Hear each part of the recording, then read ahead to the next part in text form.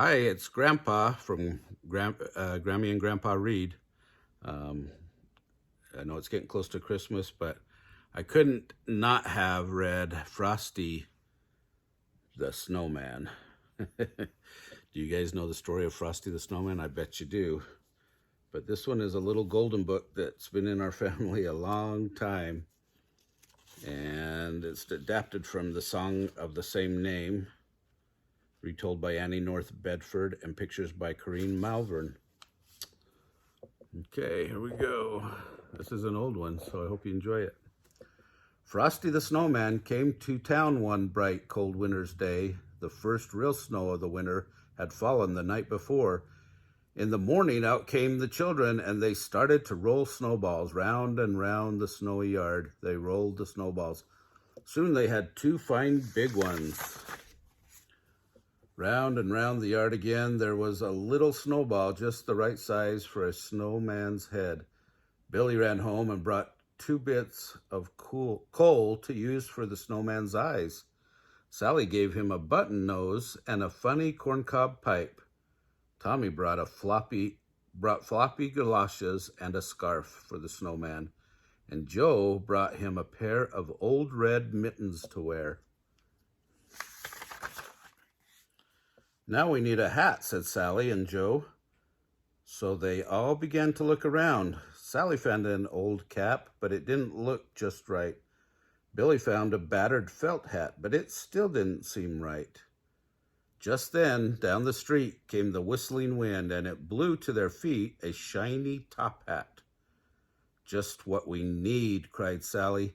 And Joe, it's like magic, said Billy and Tommy. It was Tommy who picked up the shiny top hat and put it on the snowman's head. Zing! Tommy's hand sprang back with a shock. It is magic, gasped Tommy. So it is, said a voice, a deep, chuckly voice they had never heard before, and a pleasant sort of magic, if I do say so myself. It's the snowman, whispered Sally, and so it was. Frosty the Snowman, at your service, he said. That's how Frosty the Snowman came alive. If you have never had a snowman for a friend, you can scarcely imagine all the fun those children had.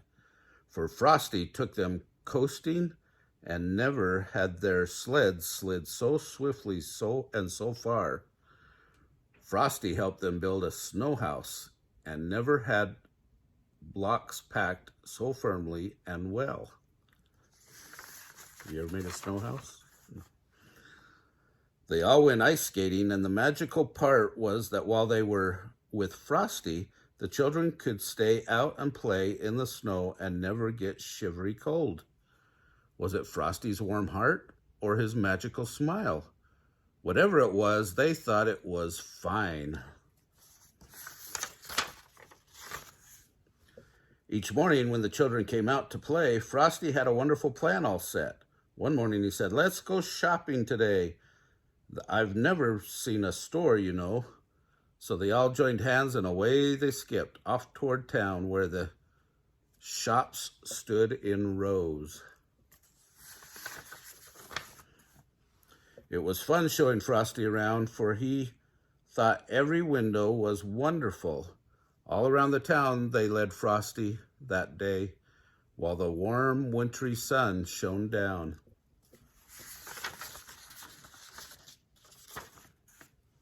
Soon they came to a corner, and round the corner came a warm, gusty wind. Off went Frosty's hat, and away went Frosty after it.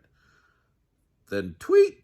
That's sang the traffic cop's loud whistle, and the children could not follow Frosty because the traffic streamed by, and buses and trucks and family cars. Tweet! Went the traffic cop's whistle again.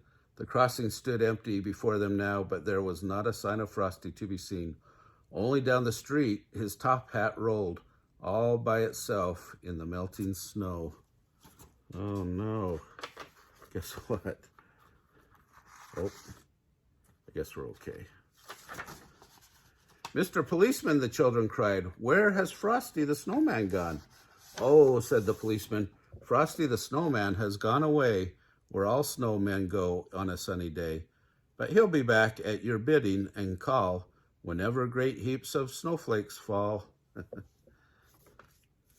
And he will.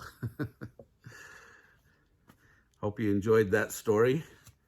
Frosty the Snowman was a favorite show of ours. For me and my kids when we were growing up.